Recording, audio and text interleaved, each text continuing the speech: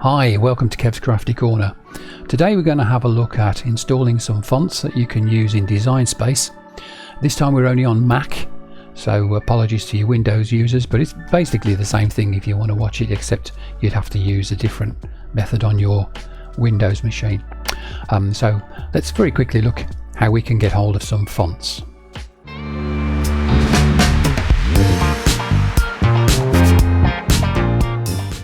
So this is the application of Safari, which is the web browser for Mac, which comes installed. I quite like it. Some people don't, but here we go.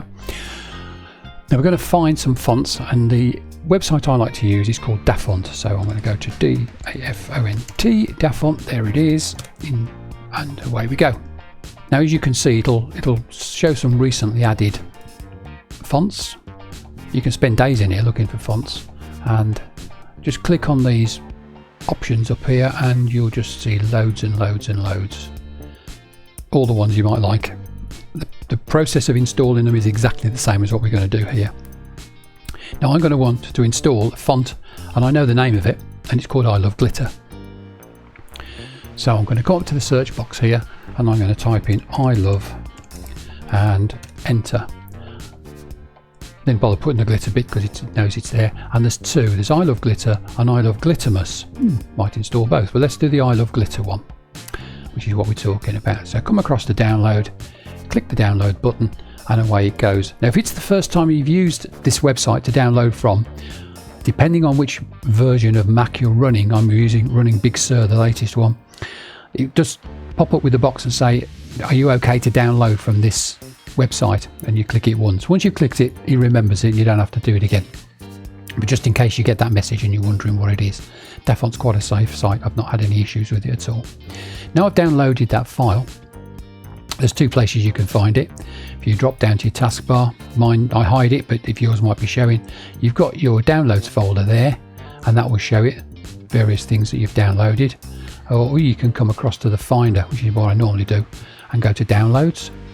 And here is I Love Glitter. I've already downloaded the I Love Glittermas when I was playing earlier on.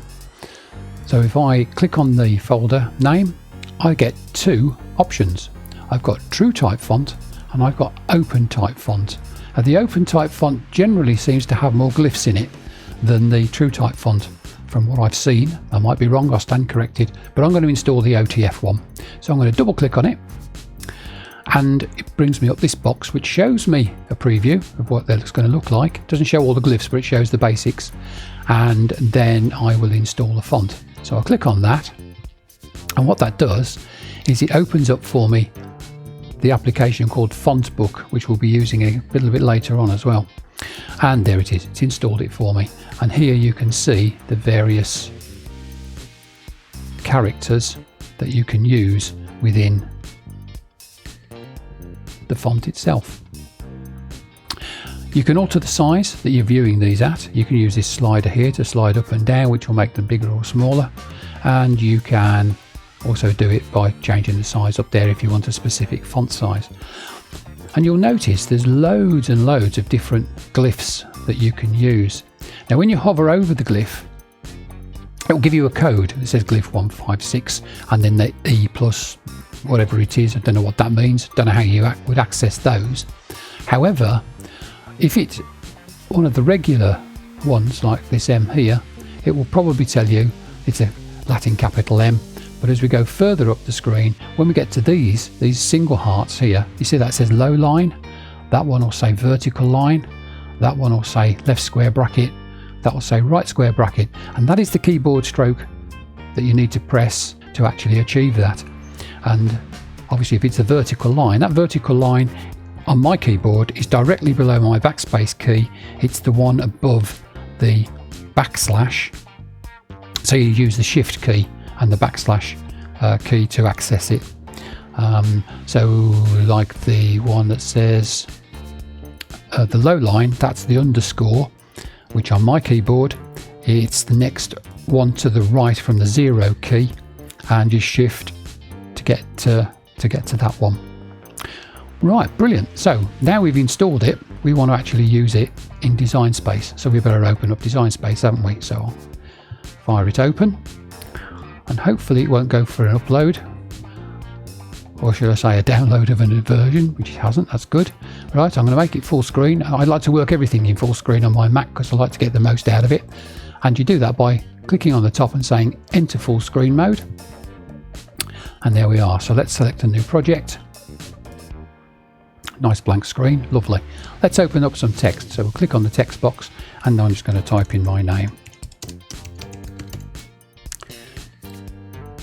Okay, so the default font it's come up with is Cricut Sans. I don't want that, I want the I Love Glitter one that we've just installed. Now it's important that you haven't got Design Space running when you install the font, otherwise you won't be able to access it. You'll need to close it down and restart it again. So we will find that font. Click on the down arrow next to the font name and you come into the font selection. Generally defaults to the all, which you'll see all the ones from Cricut that they want to sell you. If you go to system, it will show you all the ones that you've got installed on your machine. And as you can see, I've got quite a few. So let's find I Love Glitter. And the quickest way to do it, when you know what you want to use, is to go into the search fonts and start typing its name. And I'll just type ILO and there it is. So we click on it and it should change over. Look at that, brilliant. So there we have it. Excellent, okay. So let's put some of those glyphs in. So if we double click, so we bring up the box that we can type into, and I'm going to, using my arrow key, move back to my K of my surname, backspace, so now I've got a space in there, and I'm going to do Shift and the vertical line, and there's the heart that's filled in, but I actually prefer the one that's not filled in, which is Shift underscore. Look at that, lovely. So let's put some other ones that we don't know how we get to the keyboard, and let's put them at the beginning of my name and the end of the name. So we need to get to font book. Now of course, because I've just installed some stuff on it, font book will already be open, and there it is. But if you've closed it and you're a nice tidy person like I normally do, I normally close things down before I move on to somewhere else, I'm not going to use it again, you can get to it quite easily. And the quickest way is on your keyboard is do Command backspace. I'll show you. So I'll close it down. So Command Q to get rid of it. I like the shortcuts on the keyboard, it's much quicker. So Command and space bar opens up the Spotlight search. And if you just type in font, whoops, helps if you spell it properly, the top of the list is font book. We also know in bookmarks and history, because we've been to DaFont, it's there, and you could go back to DaFont that way if you wanted to, rather than having to open up Safari and what have you. You can do it this way if you wanted to, but we'll open font book. There's me I Love Glitter, and if you remember, there was loads of nice glyphs down the bottom here, wasn't there? With three, yeah, there they are, 2 hearts, 3 hearts. So let's put that one at the start and the end of my name, just because you can. So I've just highlighted it, clicked on it once, and I'll do Command C to copy it. Now let's go back to Design Space. I'm already in the place I want it to be, so I'm going to do Command V. There it is. Let's go to the end, Command V, and there we are. Look at that. Brilliant. But it's all spaced and there's gaps, and there shouldn't be because of the kerning that Design Space doesn't do correctly. So we need to close it all up. So select it once, go to letter space, and